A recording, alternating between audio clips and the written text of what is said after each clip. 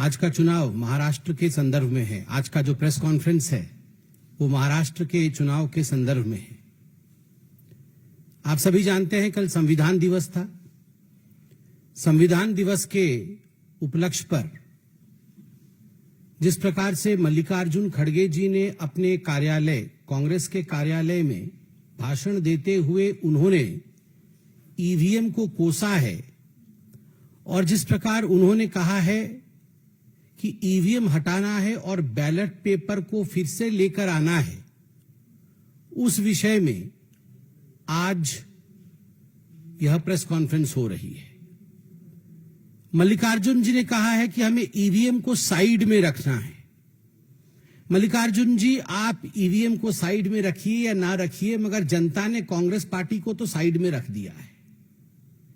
इसमें कोई दो मत नहीं है कि आज किसी भी राज्य में कांग्रेस साइड में है। Congress has been sidelined in the election of literally every state, even in Jharkhand. आज कांग्रेस पार्टी भारतीय जनता पार्टी के पीछे है।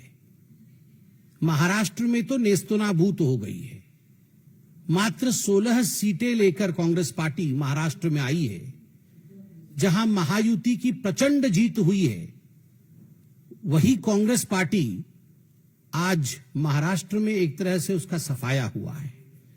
स्वाभाविक है, the frustration is written large on the face of the leaders of Congress party, including mister Rahul Gandhi and others. Mallikarjun खड़गे जी ने कहा कि हमें ईवीएम कतई नहीं चाहिए। मल्लिकार्जुन जी, राहुल गांधी जी, आपको ईवीएम नहीं चाहिए, आपको जुडिशियरी भी नहीं चाहिए। आप तो बता रहे थे जुडिशियरी का काम भी हमें करना पड़ रहा है, वो नहीं कर रहे हैं। आपको इलेक्शन कमीशन भी नहीं चाहिए, आपको ईडी भी नहीं चाहिए, सीबीआई भी नहीं चाहिए, आपको भारत सरकार भी नहीं चाहिए क्योंकि ये तो अच्छी सरकार नहीं है। आपको कुछ नहीं चाहिए, तो मुझे लगता है आपके लिए सर्वोच्च स्थान और उपयुक्त स्थान मंगल ग्रह है। कोई नहीं है वहां, ना जुडिशरी है, ना ईडी है, ना सीबीआई है, वहां ईवीएम मशीन भी नहीं है, इलेक्शन कमीशन भी नहीं है। वहीं जाइए, वहां बिल्कुल आप शहजादे जी को कुर्सी पर बैठाइए और आनंद से रहिए। मुझे बड़ा आश्चर्य हुआ, मल्लिकार्जुन खड़गे जैसे एक सीनियर पॉलिटिशियन ने कल एक वाक्य कहा कि एससी, एसटी और ओबीसी और गरीबों के जो वोट है वो ईवीएम के कारण खराब हो रहे हैं। क्या सोचते हैं मल्लिकार्जुन जी और कांग्रेस पार्टी कि जो अनुसूचित जाति के लोग हैं, जो अनुसूचित जनजाति के लोग हैं, या जो एसटी लोग हैं, जो ओबीसी हैं, अदर बैकवर्ड क्लास है, उनको ईवीएम में वोट करना नहीं आता? वो इतने अनपढ़ हैं और इतने समझ भी उनको इतनी नहीं है कि वो ईवीएम में किस प्रकार वोट कर सके, बटन कहां दबाना है, कैसे दबाना है, वीवीपैट उसमें निकलता है, उसे देखना है, वेरीफाई करना है। Just because they are SC, ST, OBC and poor, they do not know how to use EVM. ये एक इंसल्ट है। ये कहीं ना कहीं SC, ST और OBC समाज के प्रति एक बहुत बड़ा इंसल्ट है, एक बहुत बड़ा धक्का है। और मैं ये एक्सपेक्ट नहीं कर रहा था, मुझे नहीं लगता था कि मल्लिकार्जुन खड़गे जैसा सीनियर व्यक्ति इस प्रकार के वाक्य का प्रयोग करेगा। मल्लिकार्जुन जी का यह भी कहना था कि हम तो बैलेट पेपर किसी भी कीमत पर लेकर आएंगे और ईवीएम मशीन जो है वो नरेंद्र मोदी और अमित शाह जी के घर पे रख दीजिए। मोदी जी और अमित शाह जी के घर पे ईवीएम मशीन रख दीजिए, हम बैलेट पेपर लेके आएंगे। खड़गे जी, राहुल जी, मोदी जी के घर में ईवीएम मशीन है। E for energy, V for vikas, M for mehnat. Machine की तरह मोदी जी काम करते हैं। He works like a machine and he has EVM. वो ऊर्जा उनके पास है। E for energy, V for vikas, विकास के लिए, डेवलपमेंट के लिए काम करते हैं। और वो अतुलनीय मेहनत, ईवीएम, उसी के कारण आज भारतीय जनता पार्टी जीत रही है। सही कह रहे हैं, हम ईवीएम के कारण जीत रहे हैं, जहां ई से एनर्जी, वी से विकास और एम से मेहनत होता है, और आप आरबीएम के कारण हार रहे हैं। आरबीएम का अर्थ है राहुल्स बेकार मैनेजमेंट। हम ईवीएम के कारण जीत रहे हैं, आप आरबीएम के कारण हार रहे हैं। खराबी मशीन में नहीं है, खराबी लीडरशिप में है। ईवीएम ठीक है, राहुल खराब है। आप ईवीएम बाद में बदलिएगा, राहुल को बदलिए। बताइए, कोई भी प्रतिद्वंदी इस प्रकार का अनसॉलिसिटेड एडवाइस नहीं देता है, मगर फिर भी मुझे लगता है लोकतंत्र में इतनी शिष्टाचार होनी चाहिए कि इतने वर्षों तक साथ साथ पार्लियामेंट में और असेंबलीज में बैठने के बाद कम से कम कुछ एडवाइस हमें, भले ही वो अनसॉलिसिटेड लगे, हमें देना चाहिए। मैं तो मल्लिकार्जुन से कहूंगा, मल्लिकार्जुन जी जानते हैं, वैसे कभी कभी उनके चेहरे को मैं भी पढ़ता हूं, वो जानते हैं खराबी कहां है, बेचारे बोल नहीं पाते हैं। बदलने की आवश्यकता है राहुल गांधी को, ईवीएम को नहीं। और वो कह रहे थे मल्लिकार्जुन जी की बैलेट पेपर के लिए हम यात्रा निकालेंगे। आजकल वो नया शब्द उनका यात्रा चल रहा है बड़ा, भारत जोड़ो यात्रा, उसी से सब कुछ मंगल हो गया। और भारत जोड़ो यात्रा के बाद आप बोल रहे हैं बैलेट पेपर यात्रा निकालेंगे। वैसे भी ठीक ही है, वैसे निकालना चाहिए, यात्रा निकालना चाहिए। टाइम भी है उनके पास अभी यात्रा निकालने के लिए, और कुछ काम भी नहीं है कांग्रेस के पास। तो घर में खाली नहीं बैठना चाहिए, नेताओं को कुछ ना कुछ करते रहना चाहिए। यात्रा ही सही, आप यात्रा निकालिए, अच्छी बात है। ऑन अ सीरियस नोट, जो मल्लिकार्जुन जी ने कहा कि हम ईवीएम हटाएंगे और बैलेट पेपर लेके आना चाहते हैं, और कोइंसिडेंस देखिए, सुप्रीम कोर्ट में ठीक उसी समय एक पिटीशन पे सुनवाई चल रही थी। मिस्टर के पॉल ने पिटीशन डाल रखा था कि ईवीएम मशीन हटाने की आवश्यकता है, ईवीएम से धांधली होती है, और बैलेट पेपर पे आने की आवश्यकता है। और सुप्रीम कोर्ट में जस्टिस विक्रमनाथ जी और जस्टिस प्रसन्न बी वराले, दोनों जस्टिसेस, उनकी खंडपीठ इसकी सुनवाई कर रही थी। स्पष्ट रूप से इस खंडपीठ ने पूरे विषय की सुनवाई के पश्चात कहा है कि ईवीएम में खराबी नहीं है। अंग्रेजी में उन्होंने कहा है, suspicion of EVM fixing is unfounded, quote unquote unfounded.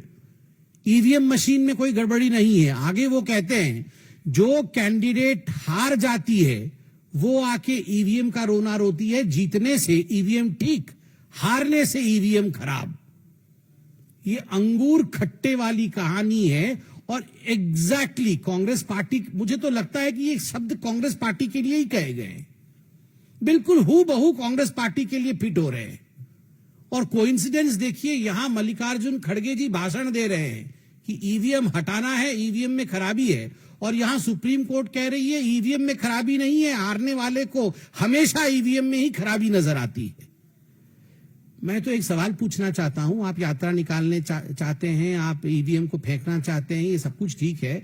जब 2017 में एक हैकाथॉन हुआ था, इलेक्शन कमीशन ने एक हैकाथॉन किया था कि आइए हम यहां ईवीएम मशीन रखेंगे और सब पॉलिटिकल पार्टी के लोग आके आप हैक करिए, और बहुत पहले से नोटिस जारी किया था कि हैकाथॉन होगा।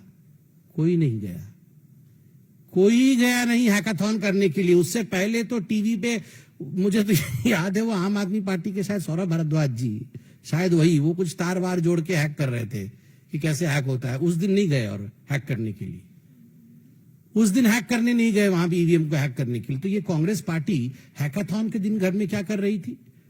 हाँ, विदेश ट्रिप में चले गए होंगे राहुल जी, हो सकता है उस समय खोजने से वो थाईलैंड वगैरह में कहीं होंगे, कहीं ना कहीं होंगे, बाहर ही होंगे, नहीं तो हो सकता है वो जाएंगे।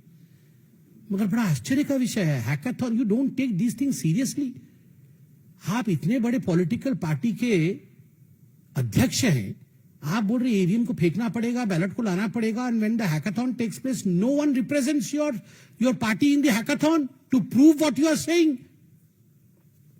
एलॉन मस्क जी ने भी ट्वीट किया है, मैं देख रहा था, सीईओ है टेस्ला के, जो जुलाई 4 को हमारी रिजल्ट्स निकलने के बाद, जून 4 को रिजल्ट्स निकलने के बाद लोकसभा के एक आर्टिकल छपी थी कि India count 640 million votes in a single day. तो मस्क जी ने उस पर ट्वीट किया है और हाथ ऐसे देखे कि इमोजी बनाया हुआ है कि उनके एक स्टेट में अभी तक काउंटिंग चल रही है। ये आंतरिक विषय है उनका, उस पर मैं कमेंट नहीं करना चाहूंगा, मगर ही हैज अपलॉडेड कि आप देखिए इतनी बड़ी सिस्टम एक दिन में काउंटिंग कर सकती है, मगर हमारे यहाँ लिमिटेड है, फिर भी हमारी काउंटिंग अभी तक चल रही है। ये भारत के लोकतंत्र की सुंदरता है। इलेक्शन कमीशन ने बार बार आपको इनवाइट किया।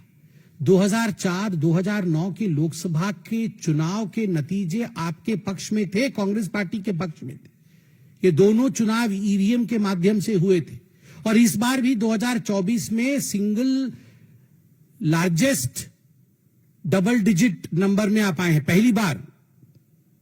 आप उस समय कितना खुश हो रहे थे, इतरा रहे थे। उस समय तो ईवीएम के खिलाफ नहीं बोल रहे थे जब आपको 99 सीट्स आई थी। सिंगल लार्जेस्ट ऑपोजिशन पार्टी बन के आप उभरे 99 सीट के साथ। उस समय तो सब कुछ ठीक था। और बाकी राज्यों में जब आप चुनाव जीतते हैं उस समय ईवीएम खराब नहीं होता है। मुझे तो बड़ा आश्चर्य लगता है कि आपने हेमंत सोरेन जी के और जेएमएम के जीत को भी कुंद करने का काम किया है। ये अलायंस धर्म नहीं है। आप जो ईवीएम के ऊपर आक्षेप लगा रहे हैं, आपका कहने का तात्पर्य है कि ये जो जेएमएम भी जीती है वह भी कुछ माल प्रैक्टिसेस के माध्यम से जीती है, ईवीएम खराब था, they don't deserve to win. मुझे लगता है ये अलायंस नीति नहीं है जहां आप खुद अपने अलायंस पार्टनर के ऊपर इस प्रकार हमला करते हैं। बार बार मैं कहता हूं, मशीन में खराबी नहीं है, व्यक्ति और लीडर में खराबी है।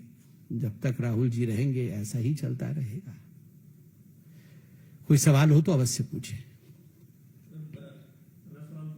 सुप्रीम कोर्ट ने जो इस तरह की फटकार भी लगाई थी, इस तरह जो सामने आई, उसके बावजूद हम देख रहे हैं कि ईवीएम पर अभी भी कांग्रेस और उनके दल अपने रुख पर अड़े हुए हैं। तो क्या आपको लगता है कि ये घटनाओं को निराशा से बचाने के लिए ऐसा कह रहे हैं, या फिर क्या उनकी रणनीति हो सकती है, रणनीति जो लगातार कहने में आता है? क्या रणनीति हो सकती है और क्या बोलेंगे लोगों को? सब कार्यकर्ता कांग्रेस पार्टी के जानता है, सब जानते हैं कि राहुल गांधी से नहीं हो पाएगा। ये कौन नहीं जानता है? मैं भी जानता हूं, वो कार्यकर्ता भी जानता, हमारे सारे कार्यकर्ता जानते हैं। आप लोग बोलते नहीं है, आप लोग भी मन में सोच के देखिए और कांग्रेस वालों से पूछिए, वो भी बोलते नहीं हो पाएगा उससे। अब क्या बोलेंगे कि ये चुनाव राहुल गांधी जी के कारण हार गए? अब यही सब बोलेंगे, ईवीएम खराब हो गया जी, मशीन खराब हो गई, बिजली कट गई, रोड खराब था, हमारा कार काम नहीं कर रहा था। यही सब बोले, कुछ तो बोलना पड़ेगा ना। अब यही बोलते हैं ईवीएम खराब हो गया है, जानते सब है कि राहुल खराब हो गए हैं।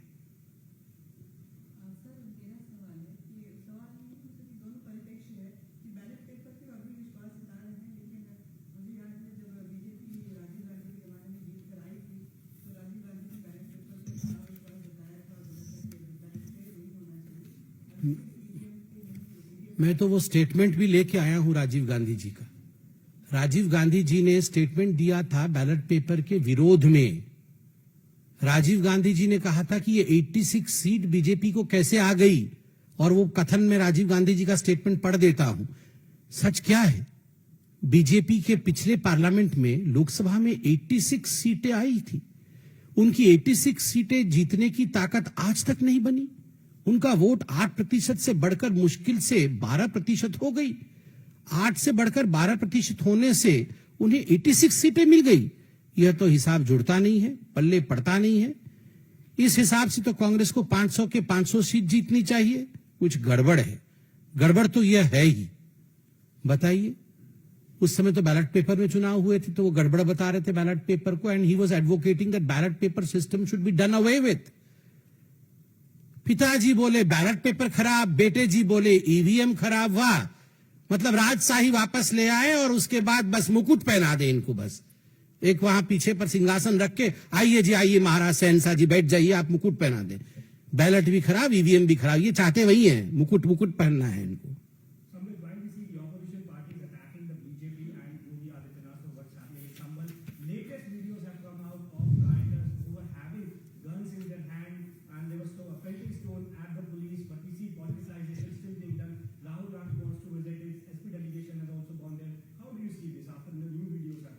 So it's a sensitive issue. It's a very sensitive issue. And I would wait for the investigation to be complete. I would, in fact, appeal to everyone that no one should politicize the issue, because whatever we are seeing today, these are recorded. The evidences are present in the public domain. As you stated right now, we can see things in public domain. So let the investigative agencies complete their work. दूध का दूध और पानी का पानी हो जाएगा. देखिए, जहां तक आपने संभल के विषय में सवाल पूछा है, मेरा बड़ा स्पष्ट मानना है कि इस पर किसी प्रकार की राजनीति नहीं, इस पर इन्वेस्टिगेशन चल रही है और हम सबको इन्वेस्टिगेशन के नतीजे का इंतजार करना चाहिए. और भारतवर्ष में संविधान का राज है. स्वाभाविक रूप से जो लोग इसके पीछे रेस्पॉन्सिबल हैं, जिनके कारण ये हुआ है, उनको बख्शा नहीं जाएगा. We are seeing in Bangladesh situation is very tense. Hindus are being attacked, their houses are being attacked. What can be done on the part of Indian government, and how BJP in fact would want to take this issue forward? See, as far as Bangladesh and as far as arresting of a monk also, a revered monk also in Bangladesh is concerned, the foreign ministry has issued a statement, has given a statement to which Bangladesh also has reacted. I believe as a political party, I would refrain from making any statement since the government of India has already made a statement. We ditto the stand of the government of India. लेकिन यूनुस सरकार ने बोला है कि ISKCON जो है वो एक रेडिकल इंस्टीट्यूशन है जो कि वो धर्मवाद फैलाती है और राष्ट्रवाद. So we all know the truth, but still I would not be drawn into the kind of fight between two countries. The two countries have exchanged notes, they have exchanged statements, and we all stand by the rightful statement issued by the MEEA of India. Maharashtra की राजनीति में बोलेंगे जिस तरह से आज संजय ने कहा कि बीजेपी पीएम मोदी और मिश्रा जी साइड है, हमें कोई दिक्कत नहीं, जन सरकार बने, हम तैयार हैं. देखिए, यह विषय महायुति का है, उनके बीच मीटिंग का है. उस विषय से मैं अनभिज्ञ हूं. स्वाभाविक रूप से वो मैंडेट मेरे पास भी नहीं है कि मैं उस पर कमेंट करूं. मैंने भी अभी माननीय शिंदे जी के प्रेस कॉन्फ्रेंस को सुना. शिष्टता, शालीनता और भद्रता के शब्दों को उन्होंने बहुत अच्छे से पिरोया है, हम सब ने सुना है.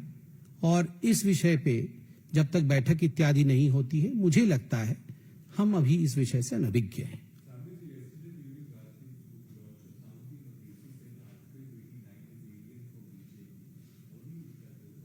Who said? No comments on that. Not required. Thank you.